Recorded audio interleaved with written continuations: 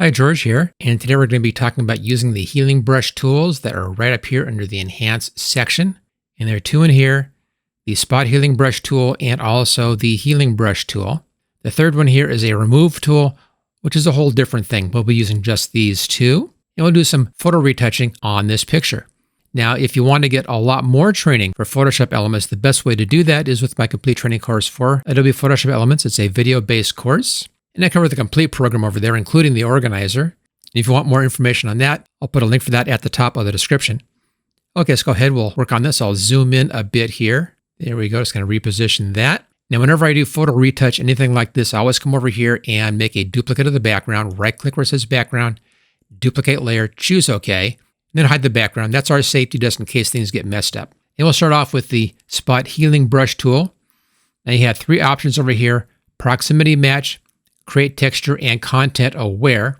Proximity Match will try to take information around the spot you're fixing and use that to fix the spot.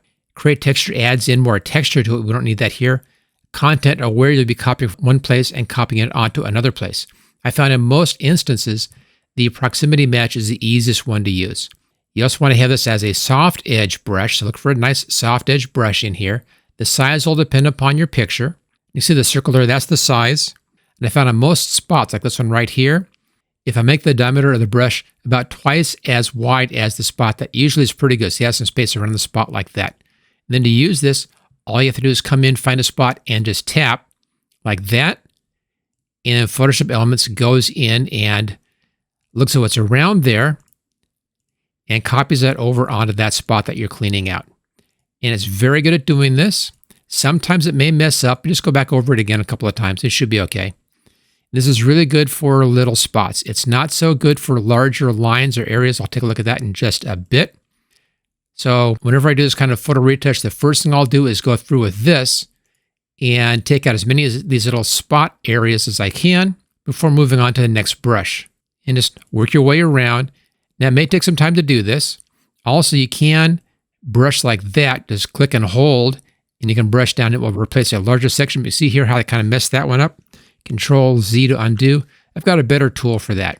So this is mostly for just spot areas. And we'll go through and we'll clean all of these out. Take out some of this snow in here. And again, sometimes it may give you an odd response. Just go ahead and click it again, and you should be okay. I'll leave the snow on the hat and over here in the hair a little bit. Maybe take out some right by the face. And that cleans it up nicely. Let's go ahead and see how this looks. It's easy to compare. I'll just re-show my background layer and then hide the copy. Here's the original, and here's our cleaned up version. It's already looking a lot better, as you can see in here. Vastly improved. Okay, let's now move over to our next brush, and that's right over here. And this is the regular healing brush tool.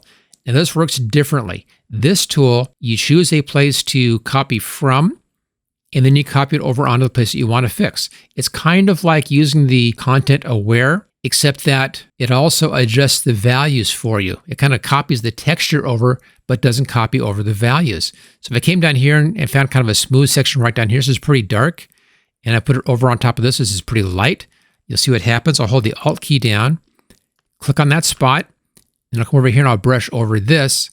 And notice how I copied the texture from down here, which is a smooth area, but it used the coloration for up in here. So it makes a very nice repair. It's very good for lines, especially anything that's larger. I tend to like using this tool. Let's go over here to this little line right here. Let's come down here someplace. You want a smooth area. Alt and tap. And then come up here and brush in. And there we go. Real nice job. It's good for taking out hair, like right here. Notice I went right over the lip and it didn't really have any problem with that. Come over here again and click. And I'll take out some of these hairs right here. I'll go right over that lip again. Notice how the color stays the same, but it removes that line of the hair.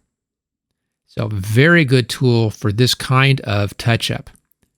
You can use this for individual spots as well. Just do a tap or just a real small pull. Sometimes it may not be perfect, so you just want to go back in and do that again. But I like finding kind of a nice mid-tone area with good texture, but that doesn't have any lines in it. And I'll use that area to copy from. You'll get the lines up there. That's looking pretty good. There we go. Now I could come in, of course, and use the regular Content Aware fill, but that's going to be giving you an exact match of someplace, and you really don't want to have that when you're doing this kind of a repair. It's a bit too much there. Control Z to back up on that. There we go. Let's just take out a few more of these lines over here on the side. I also like moving this around a little bit. I'll come back and I'll re-choose a new area and then come in. That way the textures aren't duplicating themselves. You don't want to have that. So put some randomness in that way. There we go. So it's kind of a painting tool that is painting in the texture from one area into the other area. And then Photoshop Elements matches the coloration of the area that you're in. Now down below here, we can do a change here from sampled or a pattern. Pattern is just weird. You choose from the patterns and use that. Kind of a special effect. Where it says mode, this is a subset of blending modes. In most cases, you don't want to be using that. You don't want to change that. Just leave that at normal. And the clone overlay here, this is talking about the circle that you're seeing in here. It's showing overlay and it's clipped. So if I come down here, I click like that, and I come over here, you can see the part that I'm copying from. That's what's in that circle. That's the copied from area. And then as I brush, you don't see that. It can sample all layers. This really is useful if you have several layers in here. With just the one layer, there's no need to do that.